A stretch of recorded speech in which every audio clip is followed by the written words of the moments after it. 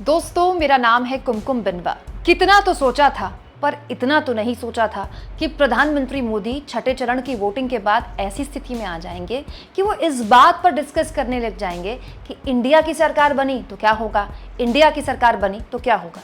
सवाल ये कि क्या प्रधानमंत्री भी ये मानने लगे हैं छठे चरण की वोटिंग के बाद कि आएगी तो इंडिया ही, सरकार बनेगी तो इंडिया की ही।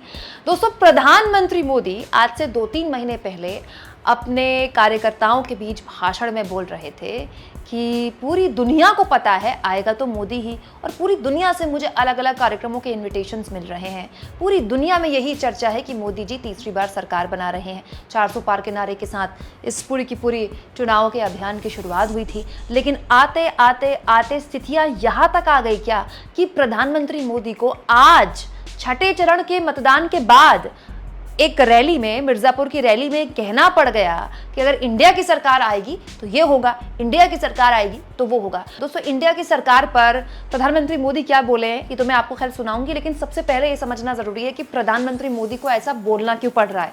दोस्तों, छठे चरण के मतदान में ऐसे कई जगह है, खास तौर पर मैं आपको बार बार कह रही हूं, हरियाणा वो एक ऐसा राज्य है जो बीजेपी के लिए जोर का झटका जोर से लाने वाला है। क्या आप उम्मीद कर सकते हैं दोस्तों, हरियाणा जहां के पूर्व मुख्यमंत्री लोकसभा का चुनाव लड़ रहे हैं, मनोहर लाल खट्टर, जो हरियाणा के 9.5 साल मुख्यमंत्री रहे, उनके लिए भी चुनाव आखिरी दम तक उनका मतलब परेशान कर देने वाला चुनाव था, उनकी स्थितियां बिगाड़ देने वाला चुनाव था। स्थितियां ये आ गई कि मनोहर लाल खट्टर जीत पाएंगे कि नहीं जीत पाएंगे, इस पर चर्चा हुई है। सुधीर चौधरी जैसे लोगों ने कल अपने शो में इस पर चर्चा हुई कि क्या मनोहर लाल खट्टर चुनाव हार सकते हैं। इसके अलावा दोस्तों, वो राज बब्बर जिनको लेकर कहा जा रहा था कि कांग्रेस ने बड़ा खराब टिकट दिया, गुड़गांव से राज बब्बर को उतारा, गुरुग्राम से राज बब्बर, उनका कोई वास्ता नहीं है, वहां उन्होंने कभी राजनीति नहीं की, बहुत कम वक्त उनको मिला प्रचार के लिए। अंत में आते आते राज बब्बर को लेकर भी तमाम तरह की चर्चाएं शुरू हो गई। राज बब्बर भी कहने लगे कि चुनाव वो नहीं लड़ रहे हैं, जनता लड़ रही है।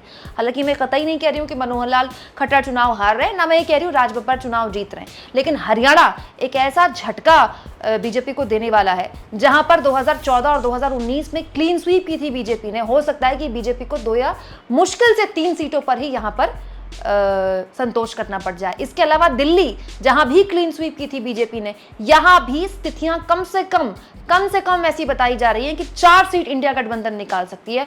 कुल जमा बात अगर मिनिमम भी मैं कहूं ना, मिनिमम जो मेरा एस्टिमेट है, मिनिमम जानकारी बताते हैं कि हरियाणा और दिल्ली मिलाकर कम से कम 8 सीटों का नुकसान है बीजेपी को। सोचिए, केवल 2 राज्यों की बात है।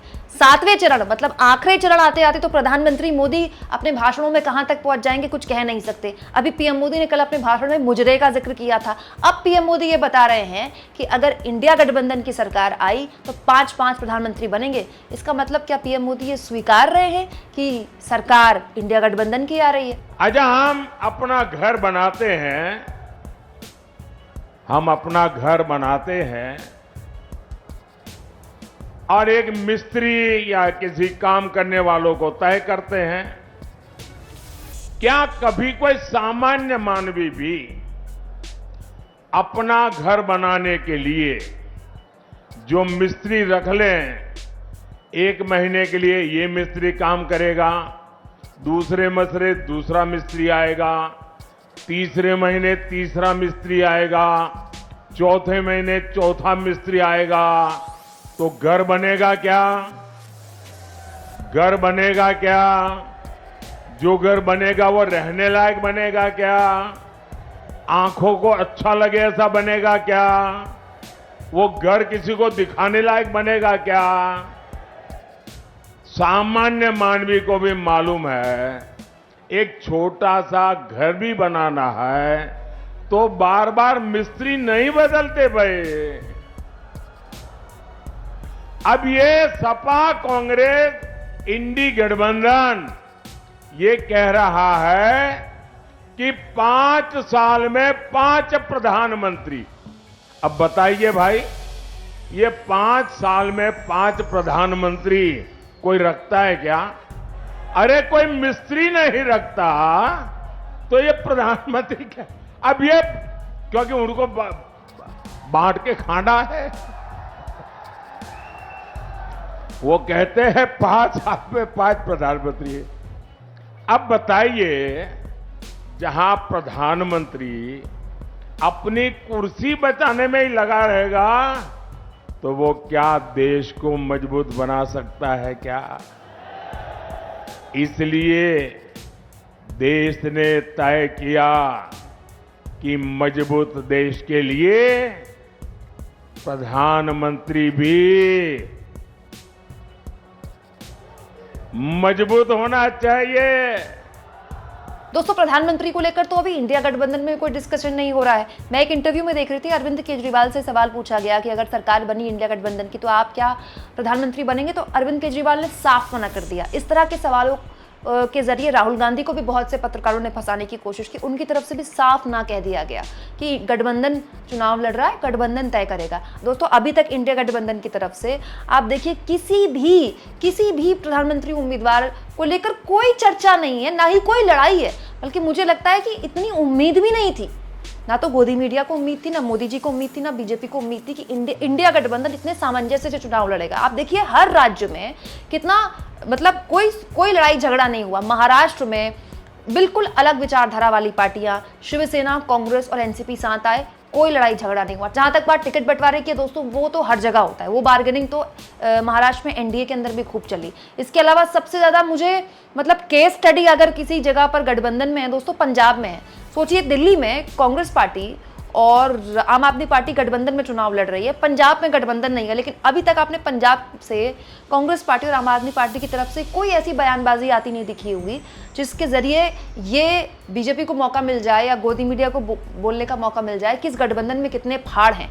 उसके बावजूद भी मतलब इतना अच्छा चुनाव गठबंधन ने लड़ा, वो जीते हारे वो अलग बात है। इतने कम वक्त में गठबंधन हुआ, सीट शेयरिंग भी हो गई, मिलकर चुनाव भी लड़ा, और अब स्थितियां ये आ गई दोस्तों कि छठे चरण की वोटिंग के बाद मोदी जी इस बात पर वोट मांग रहे हैं कि उनकी सरकार आ गई तो देखो 5 प्रधानमंत्री बनेंगे, उनकी सरकार आ गई तो ये हो जाएगा, उनकी सरकार आ गई तो वो हो जाएगा।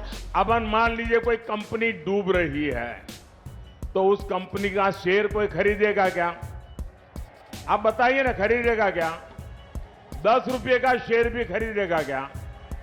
जो डूबता है उसमें कोई पैसा डालेगा क्या? जो डूब रहे हैं उसको कोई वोट देगा क्या? पता ही है कि इनका डूबना तय है तो कौन वोट डालने की गलती करेगा भाई? सामान्य मानवी वोट उसी को डालेगा जिसकी सरकार बनना तय है। आप बताइए, आप मिर्जापुर में चौराहे पर जाके खड़े रहिए, किसी भी 100 लोगों को पूछिए कि मैं बताओ भाई किसकी सरकार बनेगी, 90 लोग क्या बोलेंगे? बताइए क्या बोलेंगे? तो फिर वोट उसको ही देना चाहिए, नहीं देना चाहिए? तो सवाल ये दोस्तों कि क्या प्रधानमंत्री भी मान रहे हैं कि सरकार तो इंडिया गठबंधन की ही बन रही है? आप छठे चरण आते आते मोदी जी की इस बात पर क्या सोचते हैं दोस्तों? कमेंट बॉक्स में जरूर लिखें, और जितना हो सके चैनल को शेयर करें, सब्सक्राइब करें, और थैंक्स और ज्वाइन के ऑप्शन से अगर आप चाहें तो कुछ आर्थिक मदद भी चैनल की कर सकते हैं।